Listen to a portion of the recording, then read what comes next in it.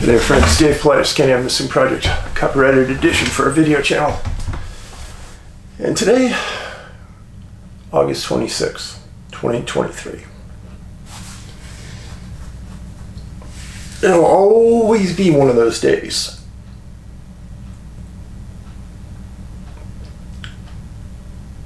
that has everlasting meaning to me.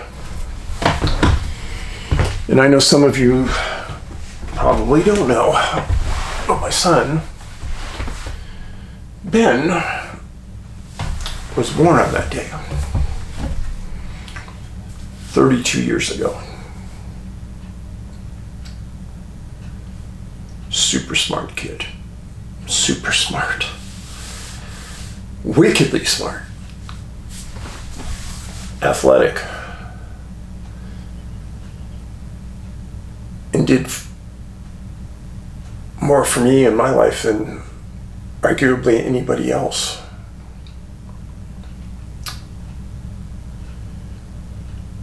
Ben took his life a couple years ago. And I fought and scratched. To live with that horror.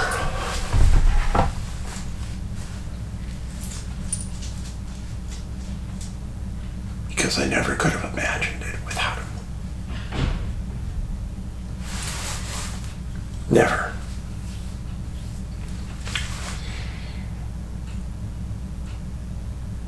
Something has to be,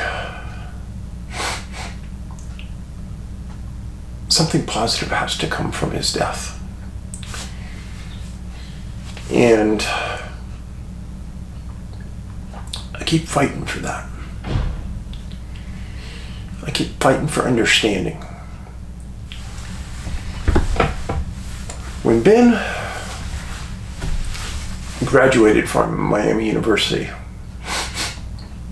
after playing for the #1 hockey team in the United States for 4 years, he had the world at his fingertips. He could have played for the San Jose Sharks. He went to their camp for 3 years as a 6'2", 215 defenseman. They liked him. And at the end of 4 years, he said, "Dad, I don't want to play hockey anymore."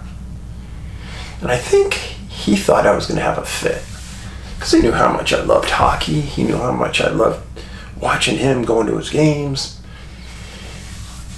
But I knew that there's a lot more important things in life than hockey. And his happiness is paramount. I said, "Ben, whatever you want to do, whatever." And he goes, "I want to go to film school." I said, "That's great. If you think you can get in, get in." And he applied to USC and he got in, surprisingly. And it was that first summer that we worked together. He said, "Dad, you have so much good content. Let's go out and make some YouTube videos." So he made some YouTube videos about missing persons cases in Colorado then. And then he saw how good those went over. And he said, "Dad, I think we can make a movie." And we made the first movie, Missing 411. Watch it on Amazon. That was Ben's idea. And his idea was that to get exposure to the issue of missing people. Here's my idea. Let's get even greater exposure to the issue of mental health. I knew Ben struggled through life. He was one of those wickedly smart people that would dig super deep to understand the issues. He was bipolar. And he fought that for a long time. He thought that he wasn't, and then near the end, I think he believed he was. And he tried to self-medicate through life.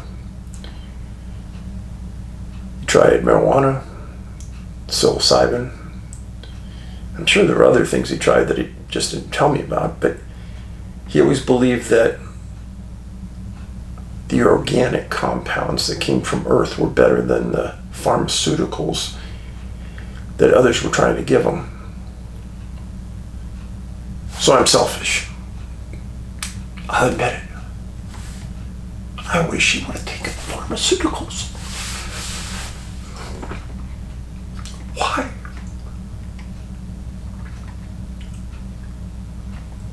Ben knew the side effects of some of them were really bad.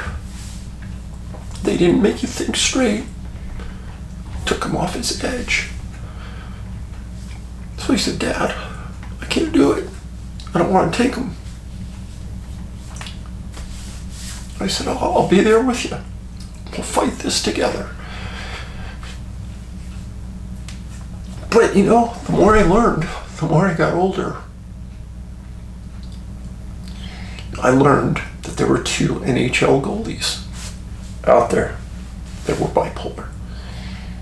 They were the top 10 goalies in the world. And they found a psychiatrist, and they found the right mix of pharmaceuticals that made them feel normal. And it was a struggle for these 2 guys, but they eventually figured it out. And the reason I tell you this is that life is a struggle. Damn, I know it. I know it better than anybody. We're having a mental health crisis right now in the world. Just recently, articles came out that the rate of suicide in the United States is higher than it's ever been. Ever. That's horrific. And on top of that, what's horrific about it is that there aren't enough resources out there to address the issue. There aren't enough psychologists, psychiatrists, mental health professionals out there to help.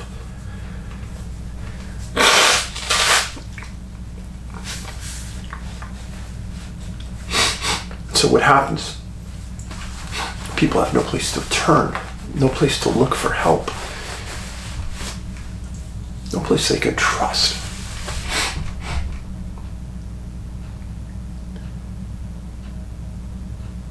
And Angie and I have some friends that have some serious mental health crises. And they're great, great people. And we've tried to stay close to them. And they're working their way through the pharmaceutical world right now, trying to get that right combination to help. Because the other option is horrific. Well, Dave, what's the other option? I think in their minds, the other option is they take their life. Now, when you're in that spot and you're contemplating taking your life,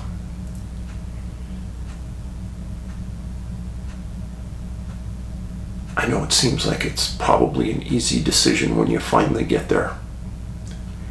And people have told me that it's a relief. You've reached the end of that road. It's like a weight comes off your shoulder, you know what you have to do, and you go do it. But,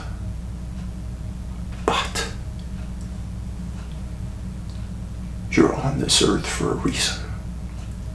Your mom, your dad, your family, your friends, all brought you along to this place in the world. Maybe we didn't do the best job. Maybe we made a lot of mistakes. But damn, our love for you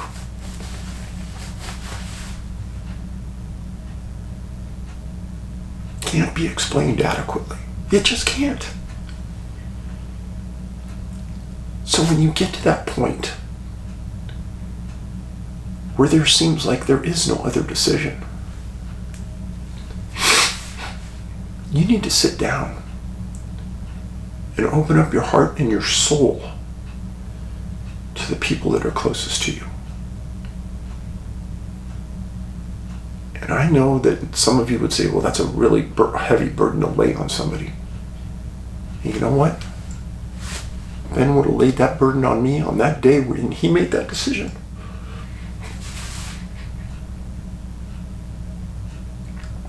There wouldn't have been any obstacle to me getting there for him. I wouldn't have cared. Nothing else would have mattered. And I think some people don't understand how much love people have for you. The taking of your life and wiping that soul off the face of the earth is something that we, the survivors, live with for a lifetime. That's a burden I'll carry forever. And I really don't care what anyone says. I'll carry that guilt. A lot of people will say, well, Dave, it's not your fault. You can't think that way. I always thought that my job as a parent is to alleviate obstacles that I know I can help with, to make life a little easier,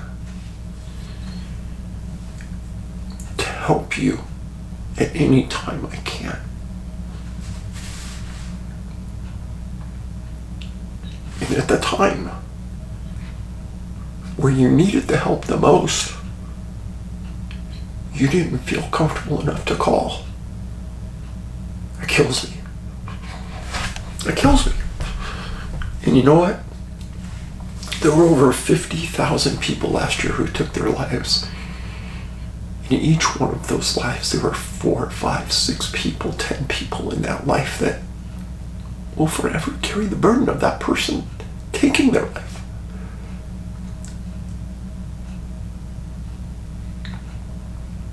Some people may think that, oh, you know, Dave's written a lot of great books, and Dave's made some great movies, and he makes some speeches, and he's a public figure. It all doesn't mean anything. It means nothing. Honestly, I'd go live in a tent in the woods for the rest of my life if I could have Ben back.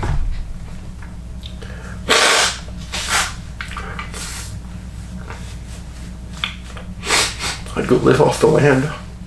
I'd carry whatever burden it took, because it all doesn't matter. And you know what? I know so many parents that are just like me. When Angie and I went to a class how to deal with mental health crisis, we went for 12 weeks. And we had people come in who had suffered the fate that we later suffered, and explained it. And how you cannot wait to sit down with your son, daughter, brother, sister, and have that conversation with them about how much you love them, how much they mean to you, and talk it out and ask them, have they been thinking about taking their lives? Because if you have, we need to talk about that. You, me, them, we're all in this together. We are all here as souls on this earth. We need to care about each other. We need to understand how you're thinking.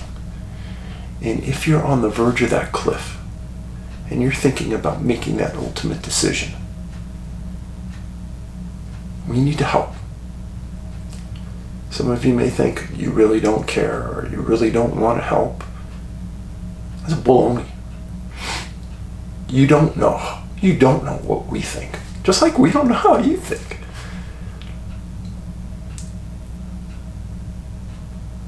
But all those parents that we've met, just like me, Their lives are ruined.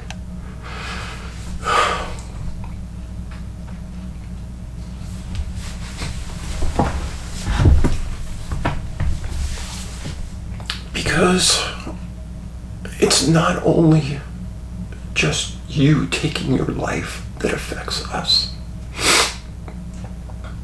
When you take your life, it affects the whole family, an external family.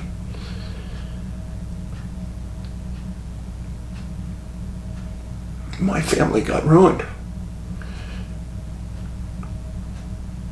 There's so many people who won't talk to each other now.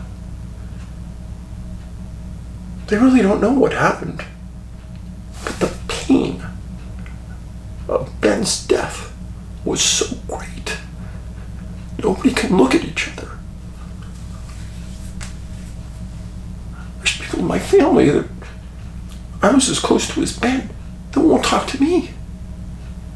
Again.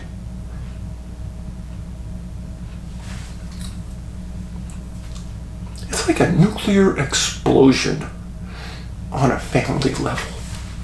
It's the best way I could say it.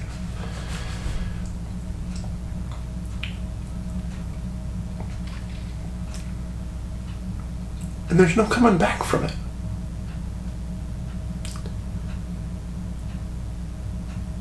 I've heard from hundreds of you out there.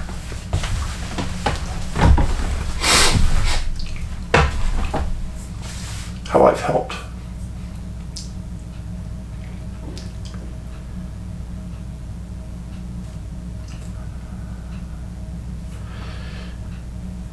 That helps.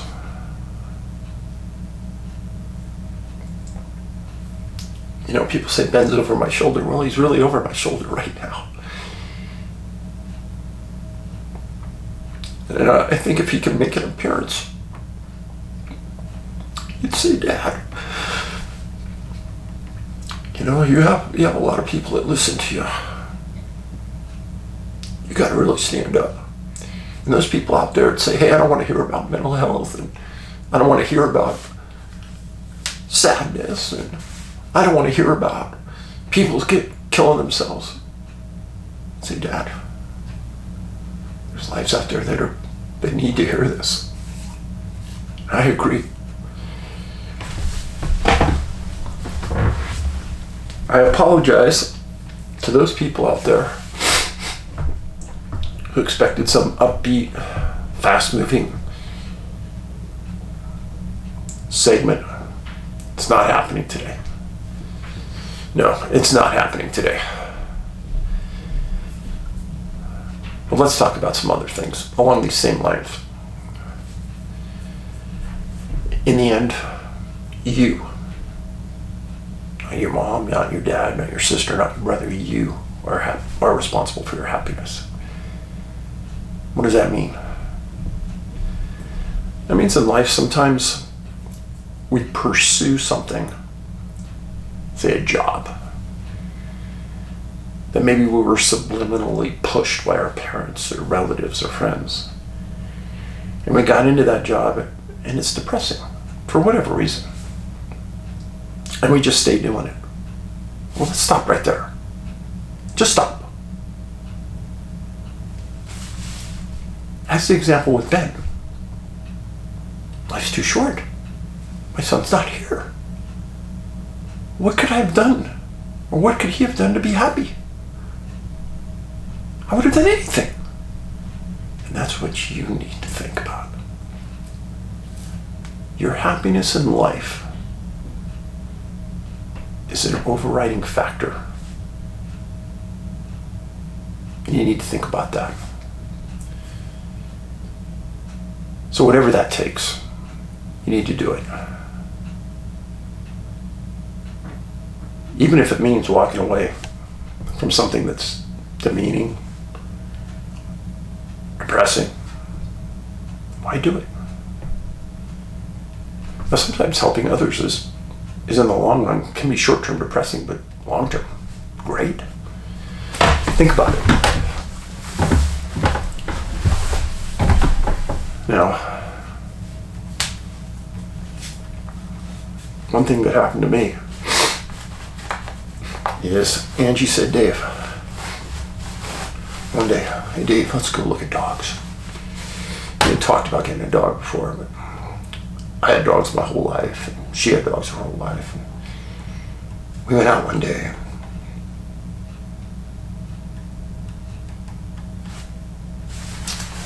At this breeder, this big ranch, this little Pyrenees puppy runs up and just jumps in my lap.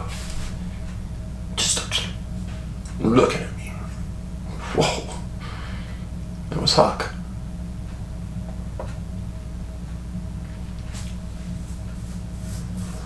Some reason, animals tend to help. Dogs, cats. For me, it's dogs.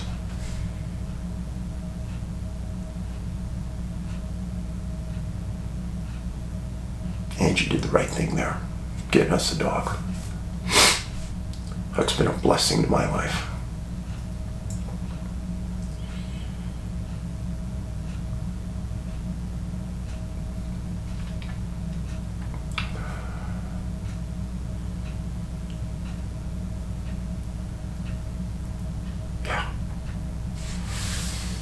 Sometimes knowing that if you're alone, knowing that a being, a dog, a cat, depends on you is a big deal.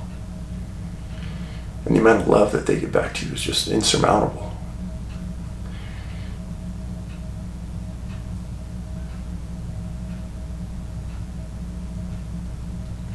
Something to do is these animal shelters have adoption fairs where they try to adopt out their animals. And they need volunteers. Something that one of our family members does is they volunteer almost every weekend at these adoption fairs. And it's a pursuit so that these animals aren't killed. And they get a lot of personal satisfaction out of it. Putting an animal with someone else, it's huge. So when I say you find something that not only occupies your mind, but brings you happiness. And happiness is really the center of life. Happiness is not going to be found staying alone in your room. It's a recipe for disaster. And I know too many people that tend to think that being alone is what they need. It's exactly the opposite. You need to be with people. Because you're going to realize that there's other people out there just like you. Yeah. Same problems. Same issues, and they're probably depressed too, and they're looking for a friend. And you think, well, you'll never meet anybody out there you'll be close to and comfortable talking to. And that's a lie. You will. And you may not feel comfortable talking to people about your problems. I understand that. Nobody's asking you to. But I'm telling you, don't isolate. I've talked about this organization many times in the past. And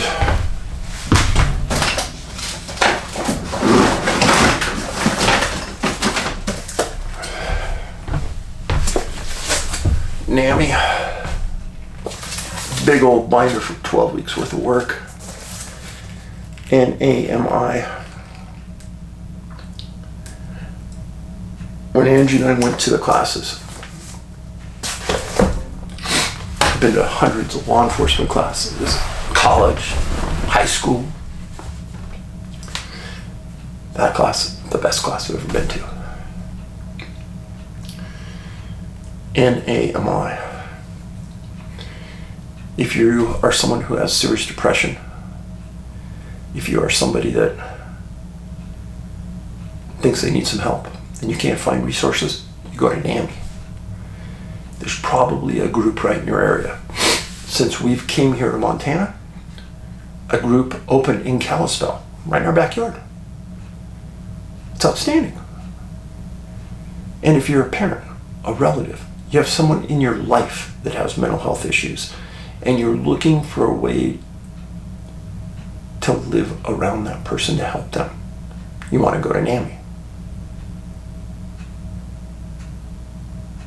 Their program is very well done. I couldn't think of anything I'd change about it. Again, they brought in people that were like us, parents. They brought in people that were depressed and had depression. They brought in people that lost kids. I met one woman that lost 2 kids to suicide. My God. So it's something to seriously think about. NAMI. They describe it as a peer education program for family members of adults living with mental illness. But they have classes for all different kinds of things. Find them on the web, NAMI. And use it as a resource too to help others that are looking for assistance. And if you're having a problem finding other resources, they will help you do that as well. That's what they're all about. It's a volunteer organization. Nothing costs money. When we attended the class, they asked for a donation at the end. They didn't ask for any tuition, nothing. A very loving, caring group that I would recommend forever. So, I've talked a lot. But there is help out there for many of you. Don't give up. Do not make that decision about your life. You're here for a reason. You need to find that reason. You need to find it. You need to find the happiness too, because it's there. You know, I've said this before, I'll say it again. For me, when I get really down, exercise, for me, does it. It pulls me out. Alcohol's never done it. Weed's never done it. Exercise has done it. And there's a physical reason why exercise does it. And if you research that, you'll understand. But sweating and just getting out there and pushing yourself, come back and it clears your mind. And I know there's a million reasons why you can't. But I'll give you a million reasons why you should. And I don't care if you have a bad hip, if you have bad back. Walk as fast as you can. Walk as hard as you can. Make the effort.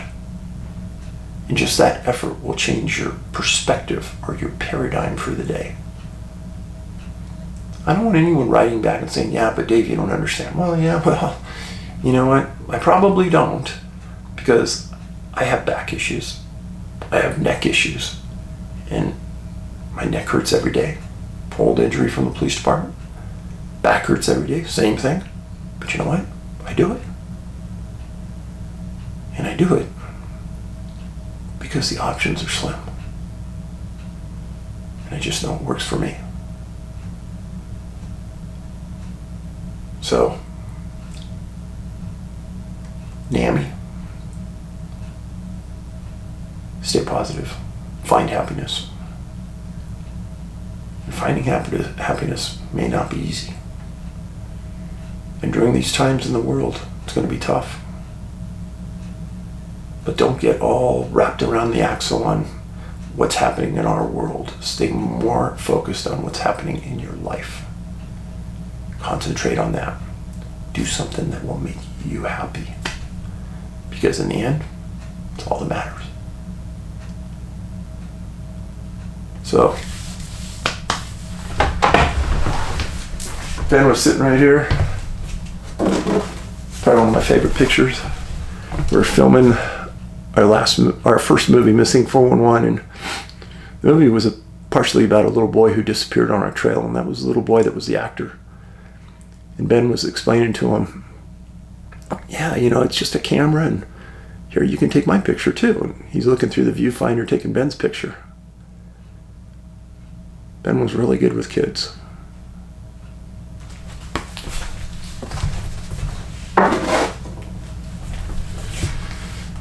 Stay safe. Paulides out.